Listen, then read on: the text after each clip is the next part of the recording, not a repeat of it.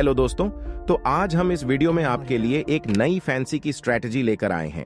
इस फैंसी के स्ट्रेटजी का नाम है बॉल नॉट रन भाव यस, जहां आपको किसी एक प्लेयर का बॉल नॉट करना है और उसके रन भाव को यस करते जाना है।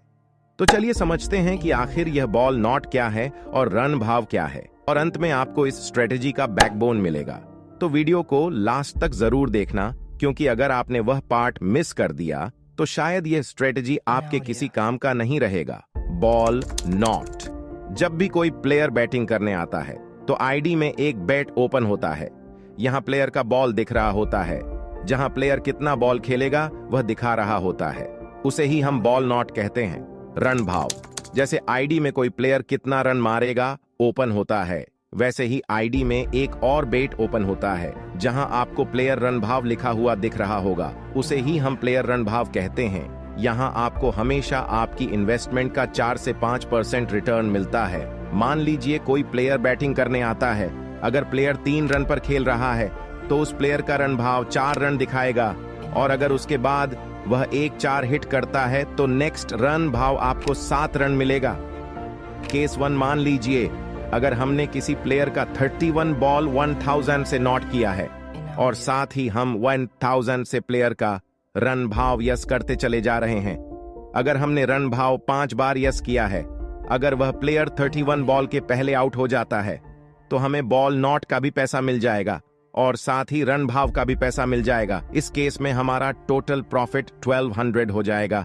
केस 2, अगर हमने किसी प्लेयर का 31 बॉल 1000 से नॉट किया है और साथ ही हमने उस प्लेयर का रन भाव 1000 से यस किया है, अगर प्लेयर रन भाव यस करते ही आउट हो जाता है, इस केस में हम नो प्रॉफिट नो लॉस में रहते हैं।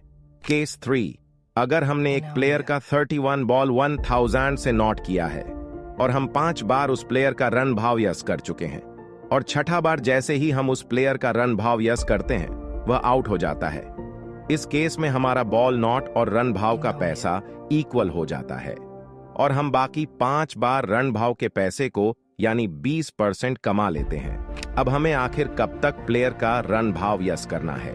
मान लीजिए हमने प्लेयर का 31 बॉल नॉट किया है और साथ ही हम रन भाव यस करते चले जा रहे हैं। जैसे ही आईडी में प्लेयर का 30 बॉल देने लगे, यहां पर हमें प्लेयर का रन भाव यस करना बंद कर देना है।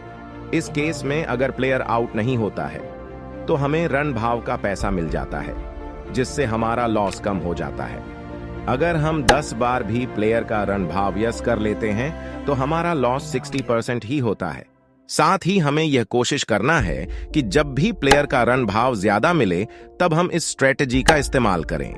उम्मीद करता हूं यह स्ट्रेटजी आपको समझ आई और आप इस स्ट्रेटजी को इस्तेमाल करके अपने बैटिंग फील्ड को और अच्छा बना सकते हो।